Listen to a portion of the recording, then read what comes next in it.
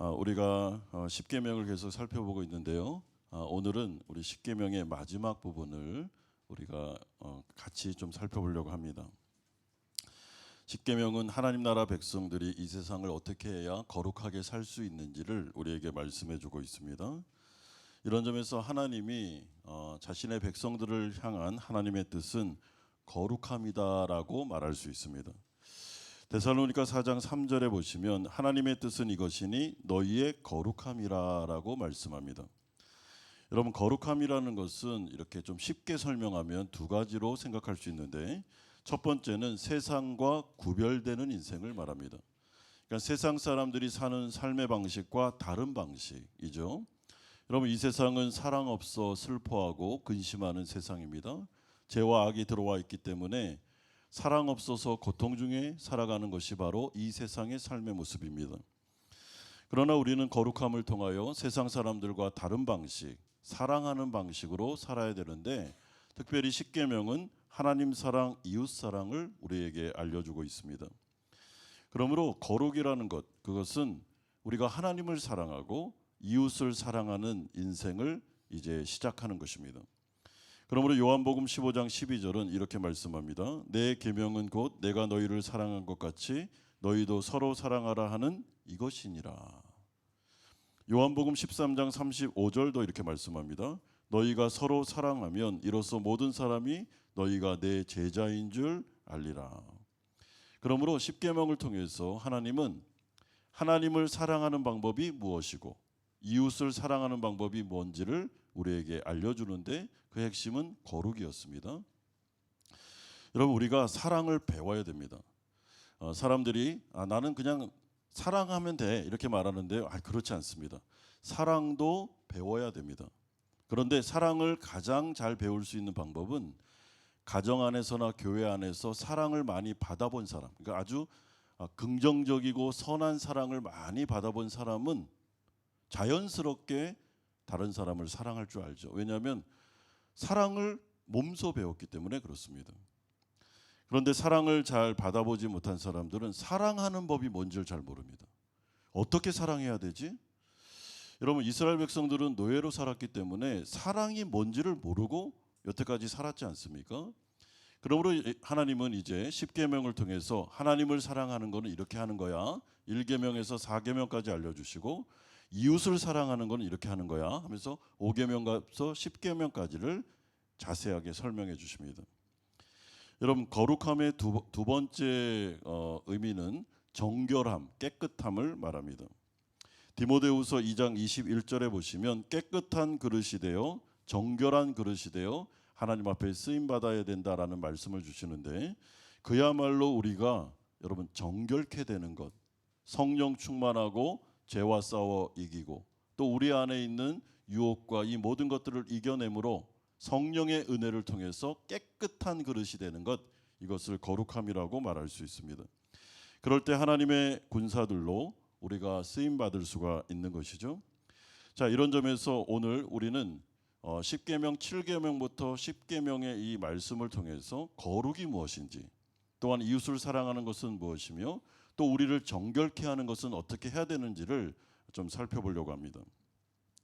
첫 번째는 이웃 사랑의 기본기가 제7계명에서 10계명까지에 나오고 있습니다. 여러분, 제7계명은 이렇게 되어 있습니다. 간음하지 말라, 아주 단호하게 간단하게 말씀합니다. 여러분, 10계명에서 살인하지 말라, 간음하지 말라 이렇게 하면서 부연 설명을 하지 않는 이유는 이렇습니다. 하나님이 너무 싫어하기 때문에 그렇습니다. 이렇게 절대 하지 말라는 것입니다. 아주 단호하게 그냥 딱 잘라서 이렇게 하면 안 돼, 이런 뜻이죠. 여러분, 여기서 간음이라는 이 히브리어 단어는 나하프라고 하는데요. 이것은 모든 것의 성적인 범죄를 말하는 게 아닙니다.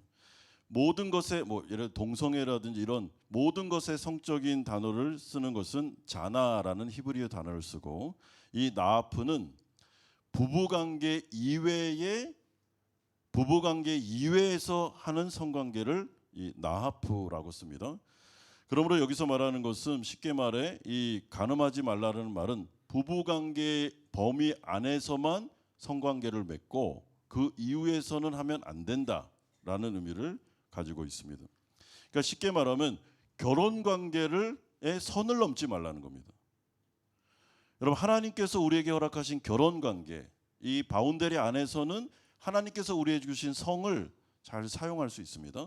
그러나 이 관계를, 이 선을 넘어서 내 여자가 아니고 내 남자가 아닌데도 불구하고 성관계를 맺으면 이게 바로 간음이 되는 것입니다. 그렇게 하지 말라라고 말씀합니다.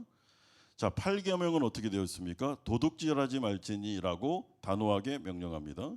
여기서 이 도둑질하지 말라라는 히브리어 동사는 강탈하다, 강도하다라는 뜻이 아닙니다. 그런 뜻이 아니라 나에게 있는 재산이 있는데 이 선을 넘어서 이웃의 재산을 탐심을 가지고 빼앗아 오는 것, 도둑질하는 것을 의미하는 것입니다. 그런데 이것은 물건을 훔치는 것만 해당되는 게 아니고 정신적으로 형제를 속이거나 기만하거나 형제에게 마땅히 줘야 될 임금이나 분깃을 주지 않는 행위까지도 포함됩니다. 그러므로 이 도둑질은 탐심으로 인해서 선을 넘어 나에게 가진 것으로 만족하지 않고 자꾸만 다른 사람의 것을 빼앗아 오려고 하는 것, 그리고 그 사람에게 줘야 된 분깃까지도 주지 않으므로 내가 욕심을 내서 내가 가져오려고 하는 이 모든 것을 포함하는 것입니다. 그러므로 절대로 이웃의 경계선을 침범해서 그들에게 피해를 입히지 말라. 그건 이웃사랑이 아니다라고 말씀해 주고 있는 것이죠. 이런 9계명은 어떻게 되어 있습니까? 내 이웃에 대하여 거짓 증거하지 말라라고 단호하게 명령하는데, 이거는 1차적으로 법정에서 내 유익을 위해서 다른 사람에 대해서 변호를 해야 되는데 거짓말로 거짓 증언을 하지 말라라는 뜻입니다. 하지만 제9계명은 여러분, 이를 넘어서 이웃의 재산과 인격에 상처를 주기 위해 거짓말을 하거나 중상모략을 하거나 험담을 해서 피해를 입히는 행위까지를 다 포함합니다. 따라서 이것은 말로써 선을 넘어 이웃에게 피해를 입히는 행위죠. 그러니까 여러분, 7계명, 8계명, 9계명은 이렇게 묶어서 이렇게 설명하면 이웃사랑은 이렇게 하지 않는 건데, 그게 뭐냐면 하나님께서 나에게 주신 바운더리, 나에게 주신 가정, 배우자, 자녀들, 때로는 나에게 주신 재산, 그리고 나에게 주신 그 어떠함을 소중하게 여기고 선을 넘어서 이웃에게 주신 그 바운더리 안에 있는 것을 탐하지 말라는 거예요. 절대로 선을 넘지 말라는 겁니다. 선을 잘 지키라는 것을 의미하고 있습니다. 그러므로 10계명이 이 모든 것들을 종합해서 이렇게 설명합니다. 내 이웃의 집을 탐내지 말라. 내 이웃의 아내나 그의 남종이나 그의 여종이나 그의 소나 그의 낙이나 물론 내 이웃의 소유물을 탐내지 말라라고 말씀합니다. 여러분, 이웃의 집은 제가 여태까지 말씀드린 하나님께서 이웃에게 허락하신 바운더리, 그에게 주신 축복의 장소를 뜻합니다. 탐심은 나에게 있는 것을 지나치게 더 갖고 싶어서 이것을 뺏거나 도둑질하거나 욕심을 채우려고 하는 것을 말하는 것이죠. 그러므로 제10계명은 그야말로 7계명에서 9계명까지를 요약해 주시는 계명인데, 이웃에게 허락하신 축복의 바운더리를 침범하지 말고 절대로 그들의 아내나 종이나 가축이나 소유에 대해 피해를 입히지 말라. 이게 바로 이웃사랑이다라고 말씀해 주고 있습니다. 여러분, 그러므로 이웃을 내 몸처럼 사랑하기 위한 기본기는 뭐냐면 선을 넘지 않는 겁니다. 여러분, 하나님이 나에게 주신 허락하신 이 바운더리를 감사하고 만족할 줄 아는 것, 이게 소극적인 이웃사랑입니다. 여러분들에게 주신 가정을 만족스럽게 여기셔야 됩니다. 여러분들에게 주신 배우자를 소중하게 여기셔야 됩니다. 여러분들에게 주신 자녀들을 소중하게 여기셔야 돼요. 여러분, 예를 들어서 우리 자녀가 말도 되게 안 듣고 공부도 되게 못해요. 근데 이웃에 있는 저 가정을 보니까 애가 너무 똑똑하고 말도 너무 잘 들어. 그래서 마음속에 바꿀까? 이런 생각하면 됩니까? 안 됩니까? 안 된다. 그건 이웃사랑이 아니에요. 그건 걔는 걔고, 걔는 그 집의 아들이고 우리 아들은 이 아이예요. 이 아이. 그럼 이 아이를 어떻게 하라고요? 만족해 하고. 하나님이 나에게 주신 선물이기 때문에 사랑하고 있는 모습 그대로 사랑해줘라. 이게 바로 이웃사랑의 기본기라는 것입니다. 여러분, 나에게 없는 게 많습니다. 또 우리 한마음교회에 없는 게 좀 있어요. 다른 교회에 있어요. 그래서 그것을 막 탐하면서 이거 좀 빼앗아 올까? 안 된다는 거예요. 절대 그렇게 하면 안 돼요. 여러분, 교회 안에서 다른 성도를 빼앗아 오거나 이러면 안 됩니다. 그 큰일 나는 겁니다. 예, 그렇게 하지 말라고 말씀합니다. 그러므로 우리에게 허락하신 가정, 배우자, 자녀들, 사업장, 직장, 교회, 직원들, 이 모든 것들을 만족해야 하고, 또한 다른 사람의 바운더리 안에 있는 것을 존중히 여겨주고, 하나님께서 이 사람에게 축복하심으로 이런 직장을 주셨고 이런 가정을 주셨고 이런 자녀들을 주셨구나, 너무 감사하다 하면서 그것을 잘 인정해주면서 보호해주면서 그걸 잘 누릴 수 있도록 하는 것이 이웃사랑의 기본기라는 거예요. 여러분, 그런데 사람들이 탐심이 많기 때문에 그렇게 안 합니다. 본인의 배우자, 아내와 남편에 대해 만족을 못해요. 그래서 어떻게 합니까? 선을 자꾸 넘어요. 그렇게 하면 안 된다는 거예요. 여러분, 나에게 주신 아내가 최고다, 제일 이쁘다, 그리고 나의 남편이 최고로 멋있다, 이렇게 억지로라도 생각을 해야 됩니다. 그래서 오늘 이 설교를 딱 들으시고 집에 가셔서는 당신이 최고로 예쁘다, 진심으로 이렇게 하셔야 됩니다. 여러분, 이런 점에서 좀 확대해서 보면 사랑이라는 것도 배워야 되는데, 내 방식대로 사랑하는 건 사랑이 아닙니다. 그거는 폭력일 가능성이 많아요. 여러분, 이 사람이 원하는 사랑을 해줘야 돼요. 근데 우리는 사랑이라는 생각을 가지고 막 사람들을 자기 마음대로 막 휘두릅니다. 내가 이거는 내가 너를 사랑하는 거야 그러면서 원하지도 않는데 막 끌고 다니고 이러면 피곤합니다, 여러분. 그리고 내 시간을 자꾸 침범해. 내 바운더리를 자꾸 넘어와, 이 사람이. 여러분, 우리 가정이 안락하게 저녁 식사를 하고 있는데 띵동 띵동 매일 한두 번은 괜찮아. 매일 그런다면 여러분, 그때는 정중하게 부탁을 해야 됩니다. 오지 마세요. 저희 가족이 오늘 식사를 해야 되니까 오늘은 초인종을 누르지 마세요. 정중하게.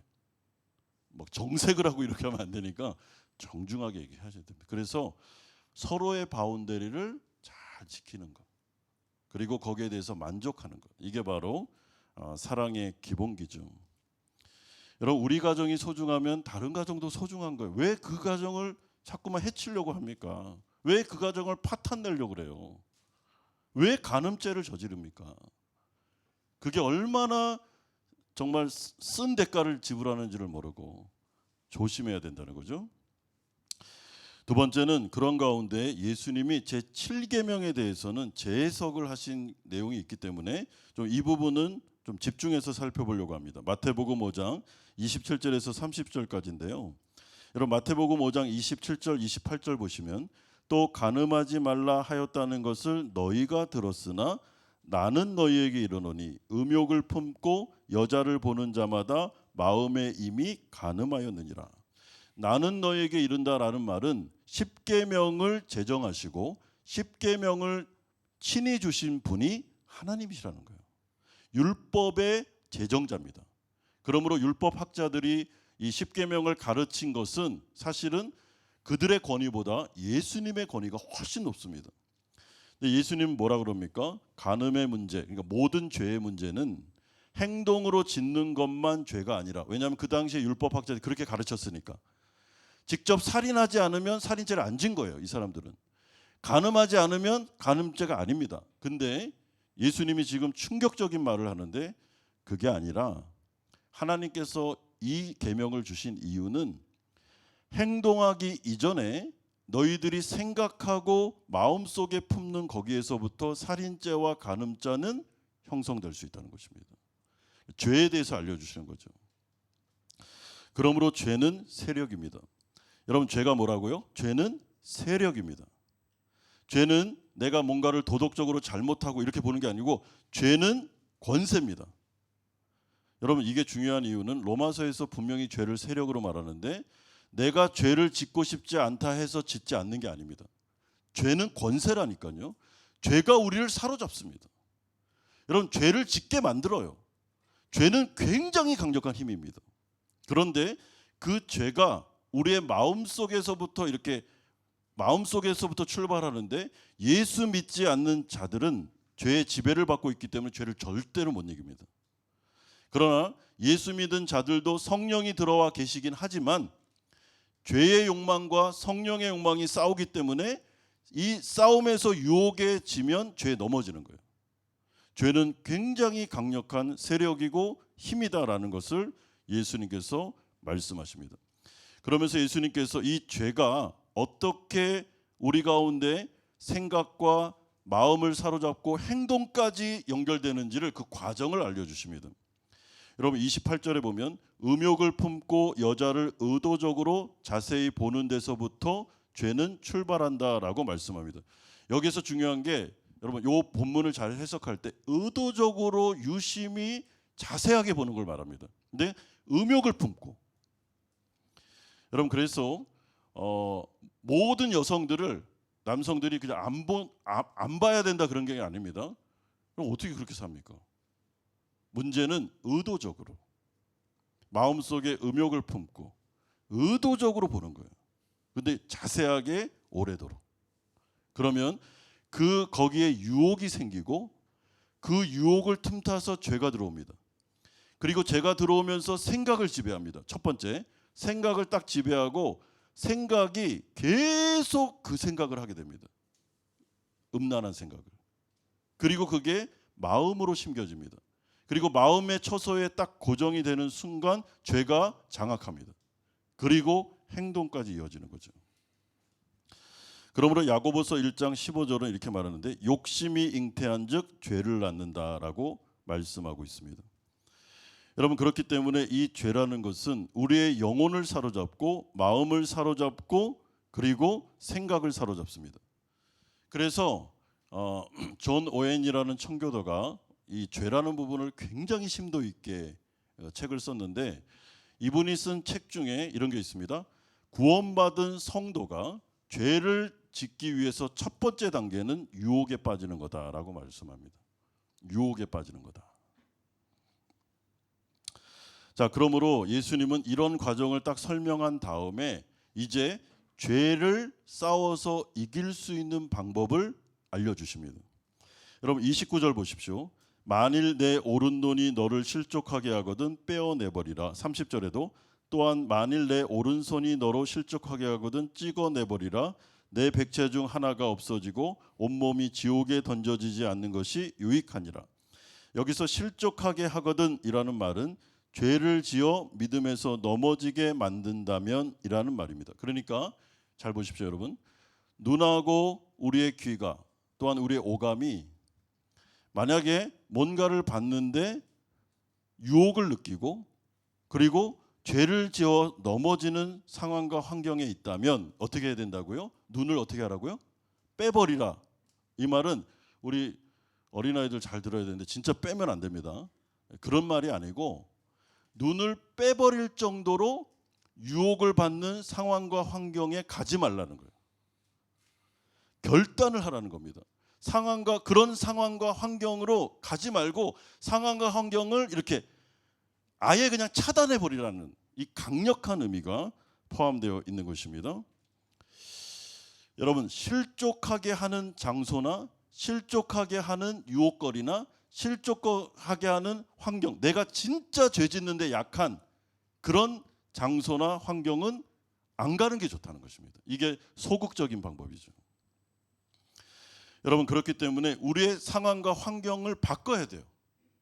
여러분, 만약에 내가 혼자 있을 때 죄를 지을 가능성이 많다. 나는 혼자 있으면 약하다.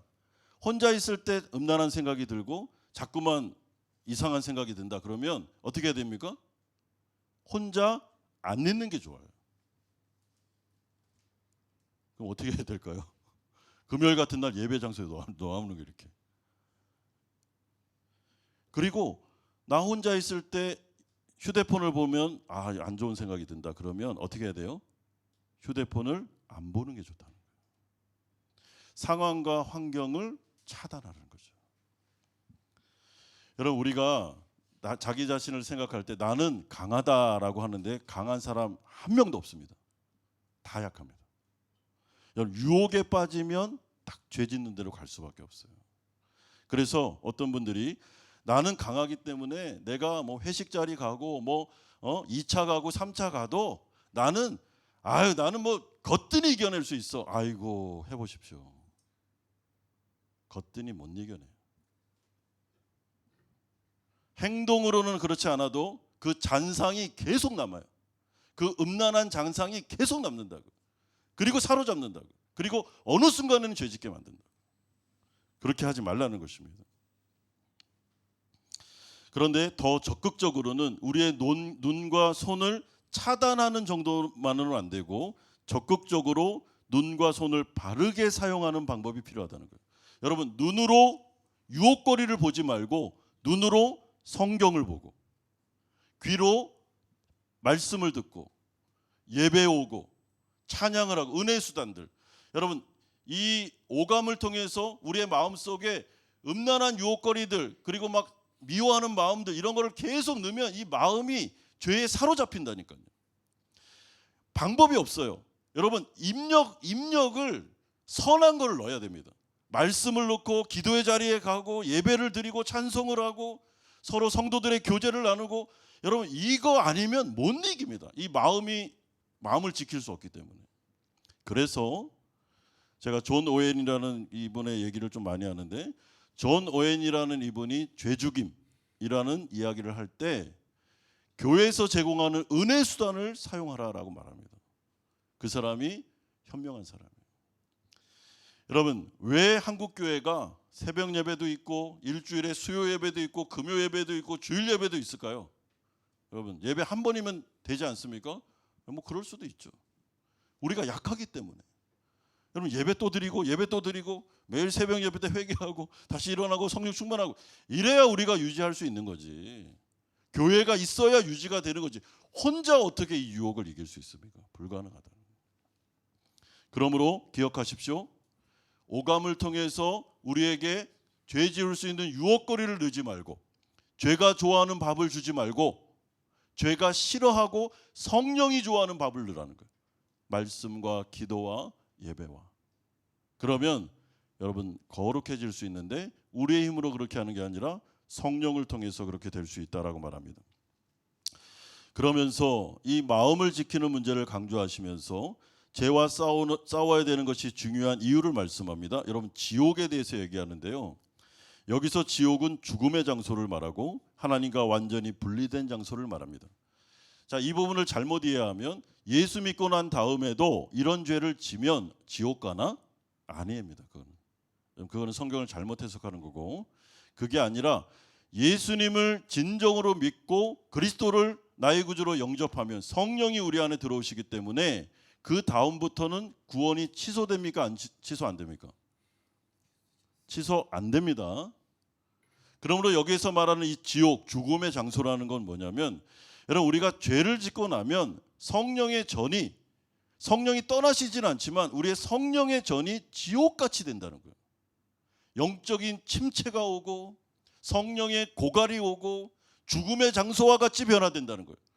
여러분 죄를 딱 짓고 나면 그때부터 양심이 막 작동을 하면서 그 사탄이 참소를 하고 성령이 급속히 고갈되면서 영적 침체가 딱 오고 기쁨이 사라지고 맥이 빠지고 예배 장소에 오면 막 양심이 막 이러면 네가 무슨 예배에 와 하면서 사탄이 막 참소하면서 거의 우리가 지옥에 간 것 같은 영적인 상태로 만들어 놓는다는 거예요. 그래서 죄가 무섭다는 것입니다.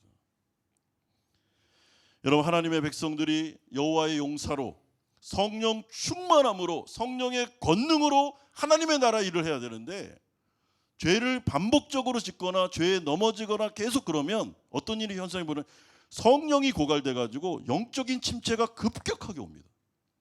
그러면 그것은 우리의 감정을 타겟을 삼아서 우리를 침체시켜요. 굉장히 기쁨이 딱 사라집니다. 짜증이 나고 막 이렇게 됩니다. 그래서 하나님의 일을 못해요. 그러므로 사탄 마귀가 인간을 공격할 때 두 가지입니다. 하나는 예수 믿지 않는 자들은 예수 못 믿게 합니다. 그런데 예수를 이미 믿은 사람은 어떻게 합니까? 영적 침체에 빠뜨리게 만듭니다. 유혹을 통해서, 죄짓게 해서. 영적 침체에 빠지면 무기력해지고, 그러면 하나님의 일을 감당할 수 있는 용사가 아니기 때문에 계속 그런 식으로 침체 가운데로 빠지는 거예요. 그래서 조심해야 된다는 것입니다. 그런데 이것은 음란한 죄만이 아니고 돈 욕심, 탐심, 사치와 홈쇼핑 중독, 도박이나 도벽, 마음으로 짓는 모든 죄를 다 포함합니다. 여러분, 죄에는 장사가 없습니다. 그러므로 마음속에 딱 생각해야 됩니다. 성령을 의지해서 내 오감을 어떻게 해요? 유혹거리를 넣지 말고, 죄가 좋아하는 밥을 넣지 말고 성령이 좋아하시는 성령의 음식을 넣어야 됩니다. 그러면 거룩해질 수 있어요. 자, 그런데 그렇게 했음에도 불구하고 죄에 넘어졌다면 어떻게 됩니까? 회개라는 은혜의 수단을 쓰셔야 됩니다. 요한일서에 말씀하신 회개라는 은혜의 수단. 여러분, 죄를 딱 지었을 때 사탄 마귀와 우리 안에 있는 그 죄의 소욕이 계속 우리에게 하는 말이 뭐냐면, 네가 그런 식으로 하고 나서 하나님 앞에 회개한다고? 하나님 앞에 예배 자리에 나간다고 양심도 없냐? 이렇게 합니다. 이 말은 들으면 안 돼요. 이거는 사탄의 말입니다. 죄를 딱 지었을 때 내가 하나님 앞에 또 잘못했구나. 내가 하나님 앞에 용서를 구해야지. 그러면서 나 하나님 앞에 회개해야 되겠다. 이거는 성령의 음성이에요. 그래서 지체하지 말고 될 수 있으면 빨리. 여러분, 지체하면 지체할수록 우리는 침체 가운데로 계속 빠지기 때문에 지체하지 말고 정말 뻔뻔하게 하나님 앞에서 정말 얼굴을 낯을 들 수 없을 정도로 뻔뻔하게 딱 나가서 회개하는 겁니다. 잘못했습니다. 여러분, 회개할 때도 막 얼버무리면 안 되면 제가 연약해서 이렇게 하지 마세요. 잘못했습니다. 하나님, 저는 잘못한 겁니다. 이거는 하나님의 마음을 아프게 해드렸습니다. 제가 또 예수 믿기 전에 행동을 했습니다. 잘못했습니다. 용서해 주십시오. 예수 그리스도의 보혈로 용서해 주십시오. 그러면 어떻게 해요? 요한일서의 말씀처럼 우리를 사하시고 모든 불의에서 깨끗해 주겠다라고 약속합니다. 그러므로 하나님께서 우리에게 주신 죄와 싸우는 방법은 첫 번째, 오감을 통하여 유혹의 거리로 가지 말고, 만약에 가서 죄를 지었다면 회개로, 그리고 우리 안에 성령이 좋아하시는 음식을 계속 넣어야 우리가 이길 수 있다라고 말씀합니다. 마지막 세 번째로 이러한 가운데 이 간음이라는 문제를 이혼과 마지막으로 연결시키십니다.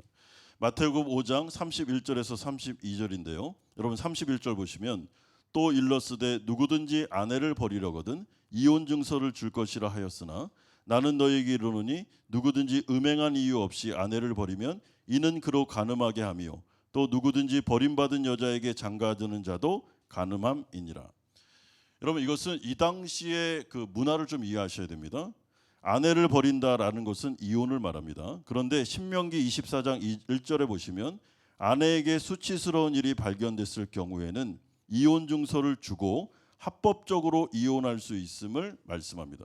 그리고 이것은 이 당시의 가부장적인 남성 중심의 사회에서 여성들을 보호하기 위한 율법이에요. 그런데 이 율법이 잘못 악용되어서 여러분, 예수님 당시에 유대 사회에서 약자인 여성들에게 불리하게 사용되기 시작했습니다. 즉, 수치스러운 일에 대한 해석이 분분하므로 샴마이 학파는 수치스러운 일을 간음으로만 한정했습니다. 그러니까 음행의 연고가 있으면, 간음죄가 있으면 이혼해도 된다라고 봤습니다. 샴마이 학파는. 그런데 힐렐 학파라는 데가 있는데 이 학파는 좀 이것을 범위를 넓게 해서 수치스러운 일을, 그러니까 합법적인 이혼을 범위를 넓혔습니다. 그래서 만약에 여자가 밥을 태우거나 가사 일을 잘 못하거나 때로는 매력적이지 못할 때 이혼 증서를 주고 내보낼 수 있다는 거예요. 합법적이었습니다. 그게 그 당시에. 여러분, 그래서 밥 태우면 안 됩니다. 여러분, 밥 잘 하셔야 되고, 그리고 가사 일 잘 하시고, 또 때로는 매력적으로. 그래서 다른 여인이 매력적일 때는 당신 매력적이지 않아. 그래서 이혼 증서 주고 버릴 수가 있는 거예요. 이게 바로 이 힐렐 학파가 했던 나쁜 짓이었습니다.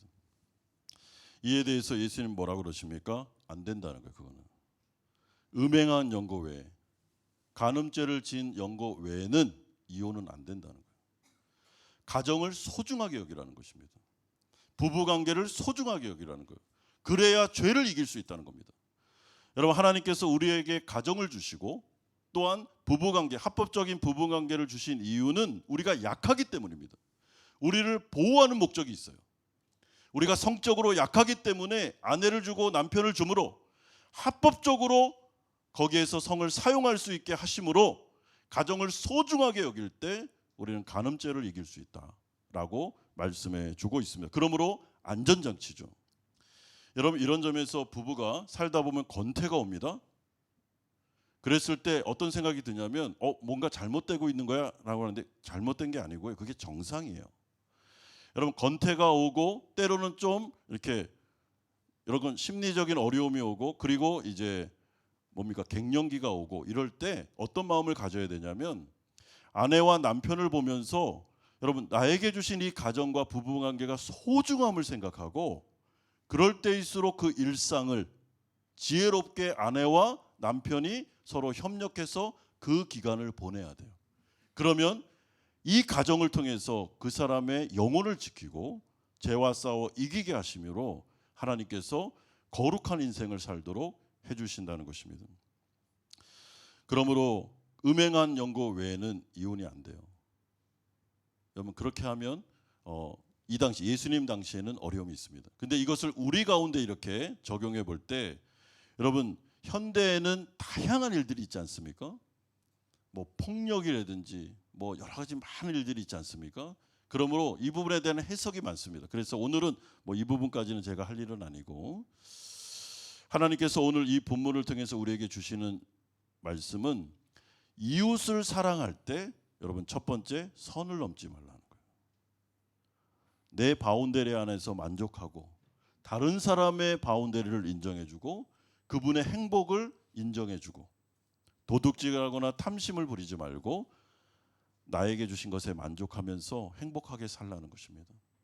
그리고 간음을 비롯한 모든 죄를 이길 수 있는 방법은 오감을 통하여 유혹거리를 넣지 말고 유혹받을 수 있는 환경에 가지 말고 성령이 좋아하시는 것을 계속 입력시킴으로 성령 충만함을 통해서 이겨내라는 거죠.